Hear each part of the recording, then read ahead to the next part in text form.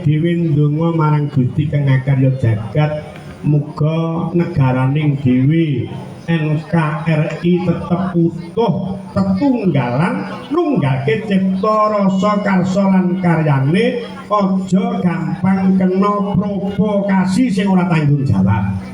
Iya. Monggo lek nyawang ana TikTok nduk jagat kahanane kaya ngene, mara wali kaya ngono kae.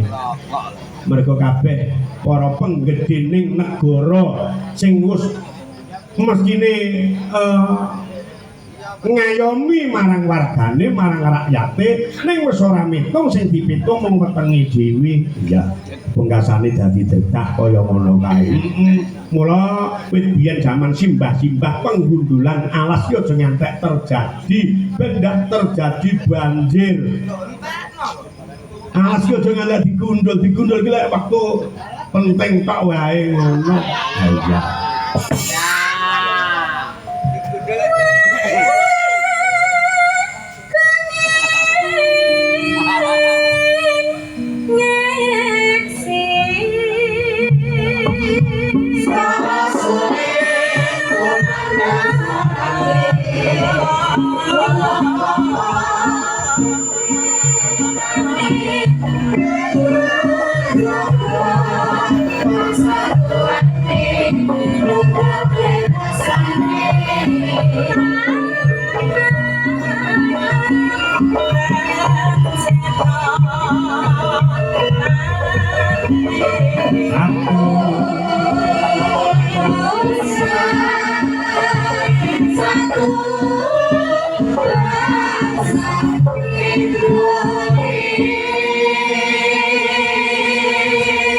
Mula kegotong royongan kebersamaan penting untuk menciptakan negaraning dhewe, cilik-cilike desane dhewe ben tuwuh ketentreman uga kamulyan. Ya. Anggere awake dhewe urip ning Indonesia iki tetep berpancasila, insyaallah aman. Aman. Mergo saling menghormati uga seiring sejajar nggone kebareng urip bermasyarakat. Ya.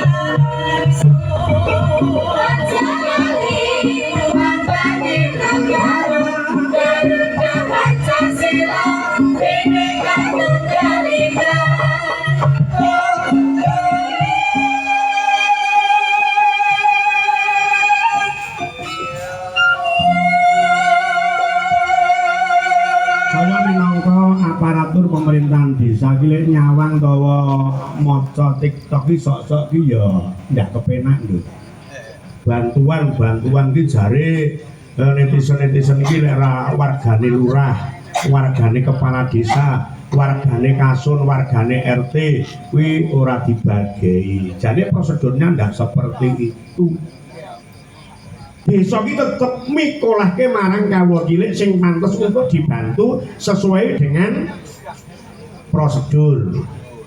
Monggo tingkat kesejahteraning warga iki mesti berubah. Umpamane si Mita iki tahun iki utawa tahun 20 kuwi kesejahteraane kurang tercatat sebagai warga yang berhak menerima bantuan.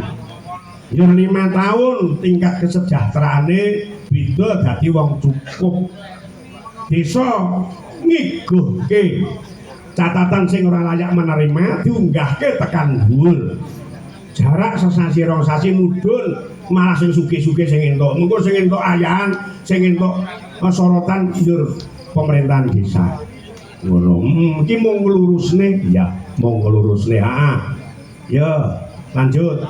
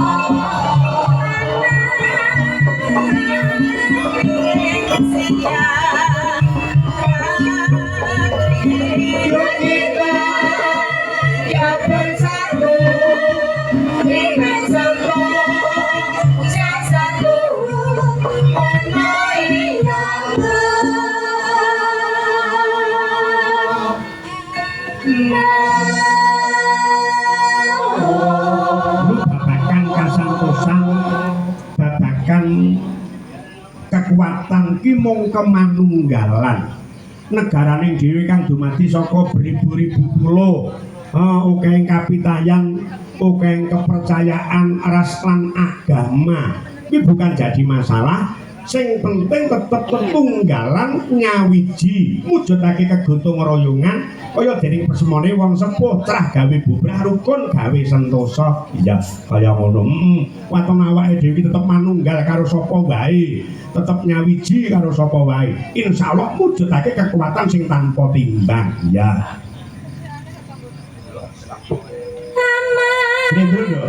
Slendro. Ya.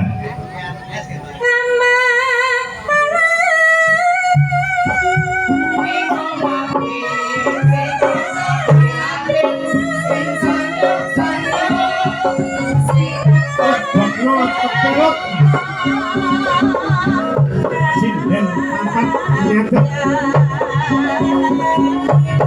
Ya. Ini Pak Kunjut, Pak Sulis.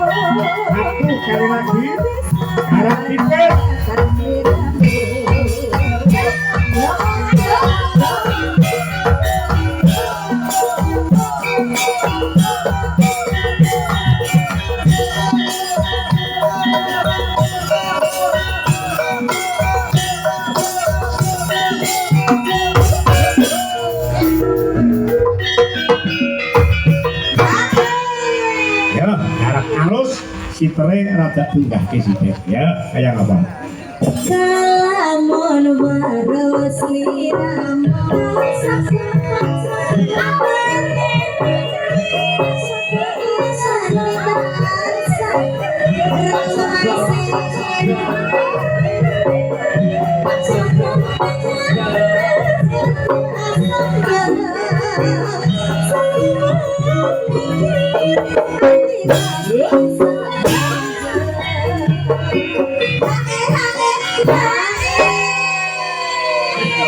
sing tak seneng iki ya ning kene iki tak saged keri tak saged Dancing. Jadi sing seneng ki ora mung sing nonton. Jalange ya seneng sing gender ya guyu-guyu. Keri. Kalih master di video Pak, gambar delok-delokan ajeng film. Ya ndelok lekmu.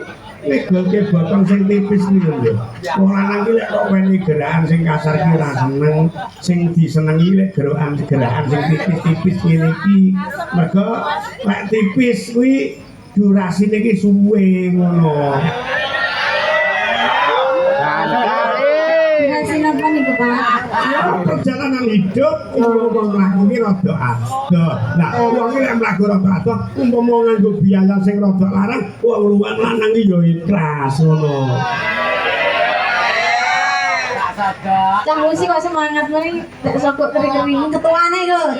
Masjid iku. Mergo enek awakmu. Kowe iki manis seneng ora ngono. Nyambut gawe iki umpama batutan ki aku rumangsa seneng. Ngerti, senengku ki sebab apa? Teko. Napa Pak? Iki ngerombong kene iki aku mesti seneng. Tapi biyen iki senengku 100% saiki senengku malih 2000%. Iya kok enak sing anyar. Mergo enak sing anyar kok seneng sebabnya apa teko? Napa Pak? Bokong iki beda karo bokonge sinden-sinden. Bedane napa Pak? Bokong gede dawa sinden. Jenengan dalang kok nggih memerhatikan bokong. Lho, wong lanang ki apa ta sing digoleki nyambut gawe teko ringkel awan nggih bengi-bengi nggih awan ki ya mung bokong waliane. Lho, wong lanang ki tak rasa-rasake kaya tuyul. Kok saged? Heeh. Dipakani, dimii terus kono nyambut gawe duwite nggo aku ngono. Iya. Biar bijaksana. Biar dia kene peneneng sing semangat iki lho. Kamu ndak ketemu aku apa ndak kangen? Kamu tobek, sauron tobek. Ndak kangen ta sama aku. Senggol sithik.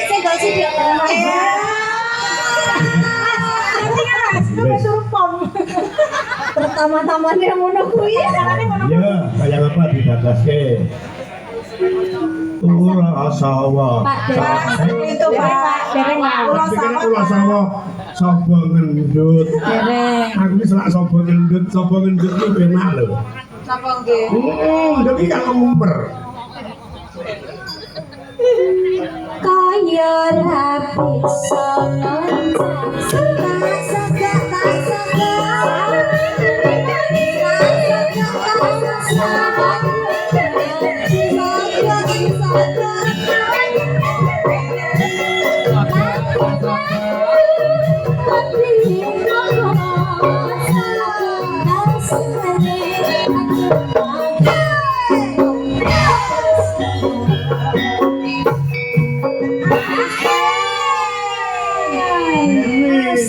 Bapak sing nonton ndak demen, bene pokok bae demen aman. Ketinggalan sedaya warga mriki remen lho, Pak. Lah remen ya alhamdulillah. Nggih, nonton kalih mesam-mesam niku lagi remen to, Pak. Kok nyantek wong lanang karo egolan bokong tipis ora demen, iki wajib delokke Pak Purnomo. Berarti ndak normal. Biasane sing mboten remen niku suwi-suwi malih remen, Pak. Lah iya. Mas Bowo sing manera demen malih demen tersenyum-senyum kok. Bowo kira ngerti apake? Pake lek nembang aja nganti tipis-tipis ditinggalke lho Pak. Aku jan paling seneng. Menyemangati. Ya, menyemangati. Niki saking bodak kuncu nggih. Rawuh, Pak. Mas Andoko. Stokrik. Wah, bodak kuncu ya. Iki kadang saka bodak kuncu matur sembah nuwun ngenipun kepareng ngrawuhi wonten ing Maja Karangdranggu Mojokerto. Pak Tejo nggih rawuh, Pak. Pak Tejo. Wah, kuwi penggemarmu. Gendi lo Tejo iki. Mari dhewe ya. Ya, lanjut. Santo lho.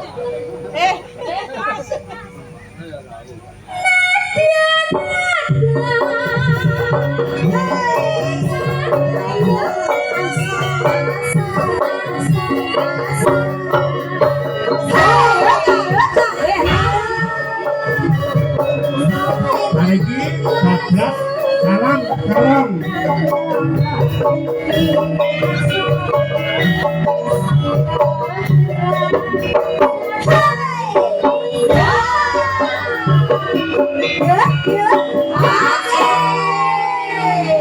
Tenang toh. Aku ki niteni kok. Titiane sing ngendang ya jadi dideke iki mesti seneng.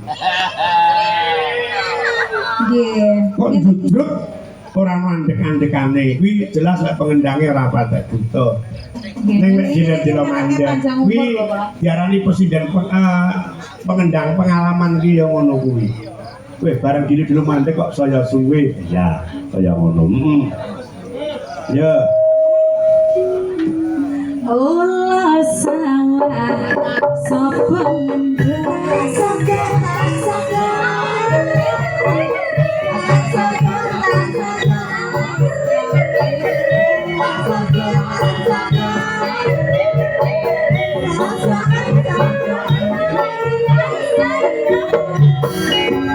Ya, salam. Selera